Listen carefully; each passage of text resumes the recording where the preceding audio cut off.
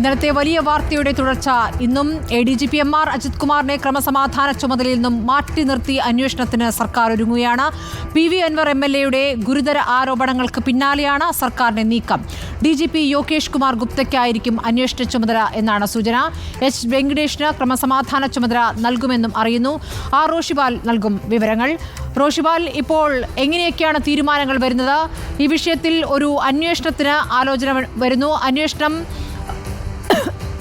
അന്വേഷണം നടത്തുക യോഗേഷ് കുമാർ ഗുപ്തയായിരിക്കുമെന്നും ADGP ക്രമസമാധാന ചുമതലയുടെ ADGPയുടെ സ്ഥാനത്തേക്ക് H വെങ്കടേഷ് എത്തുമെന്നുള്ള വിവരം നമ്മളിപ്പോൾ സ്ഥിരീകരിക്കുകയാണോ?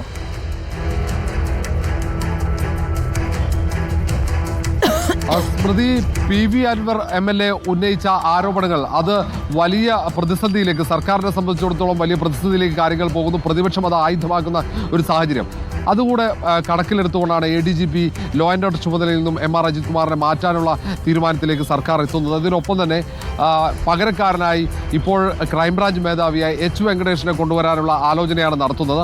ഇക്കാര്യത്തിൽ അല്പസമയത്തിനകം തന്നെ തീരുമാനം ഉണ്ടാകുമെന്ന് പ്രതീക്ഷിക്കുന്നു. അതിനൊപ്പം തന്നെ MR അജിത് കുമാറിനെതിരെയും ഒപ്പം P ശശിക്കെതിരെ അടക്കം ഉയർന്ന വലിയ ആരോപണങ്ങളുണ്ട്. അതിൽ പോലീസ് തലത്തിൽ പോലീസിലെ ഉദ്യോഗസ്ഥർക്കെതിരെ ഉയർന്ന ആരോപണങ്ങൾ അന്വേഷിക്കാനാണ് DGP തലത്തിലുള്ള ഒരു സംഘത്തെ. അതിൽ ഇപ്പോൾ നിലവിൽ സാധ്യത യോഗേഷ് കുമാർ ഗുപ്തയ്ക്കാണ്. യോഗേഷ് കുമാർ ഗുപ്തയുടെ നേതൃത്വത്തിൽ ആയിരിക്കും അന്വേഷണം നടക്കുക. PV അൻവർ MLA ഉന്നയിച്ച ആരോപണങ്ങൾ, MR അജിത് കുമാറിനെതിരെയുള്ള അന്വേഷണം നിലവിലത്തെ സാഹചര്യത്തിൽ യോഗേഷ് കുമാർ ഗുപ്തയ്ക്ക് ആയിരിക്കും ചുമതല. ആ കാര്യത്തിലും ഉടൻ തന്നെ ഒരു തീരുമാനമുണ്ടാകും. DGP ഇന്ന് മുഖ്യമന്ത്രിയെ കണ്ടപ്പോൾ ഈ കാര്യങ്ങൾ വിശദീകരിച്ചു എന്നാണ് അറിയുന്നത്. ഇന്ന് കാര്യങ്ങൾ ആർക്കാണ് പകരം ചുമതല നൽകുക, ആരെ കൊണ്ട് അന്വേഷിപ്പിക്കും ഈ ആരോപണങ്ങൾ എന്നടക്കമുള്ള കാര്യങ്ങൾ മുഖ്യമന്ത്രിയെ കൃത്യമായി ധരിപ്പിച്ചു. ഇനി ഇക്കാര്യത്തിൽ ഒരു അന്വേഷണം വേണം എന്ന് താൻ തന്നെ മുഖ്യമന്ത്രിയോട് ആവശ്യപ്പെടുകയാണ് എന്നാണല്ലോ MR അജിത് കുമാർ നേരത്തെ മാധ്യമങ്ങളോട് പറഞ്ഞത്.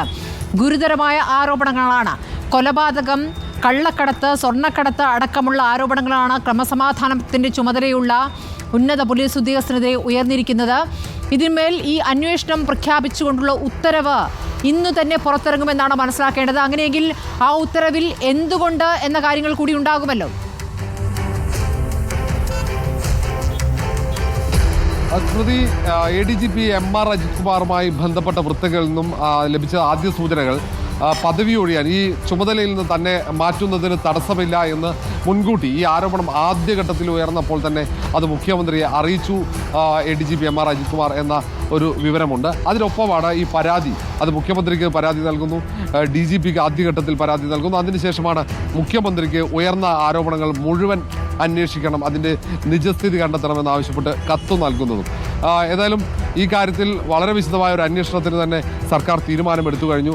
അതുകൊണ്ടാണ് DGP തലത്തിലുള്ള അന്വേഷണമെന്ന് മുഖ്യമന്ത്രി തന്നെ പ്രഖ്യാപിച്ചതും. ഇനി ആരാണ് അന്വേഷണത്തിന് നേതൃത്വം നൽകുക എന്ന് മാത്രം വ്യക്തമായാൽ മതി. നിലവിൽ DGP ആയിരിക്കുന്ന യോഗേഷ് കുമാർ ഗുപ്തയിലേക്ക് അന്വേഷണ ചുമതല വരാൻ സാധ്യതയുണ്ട്.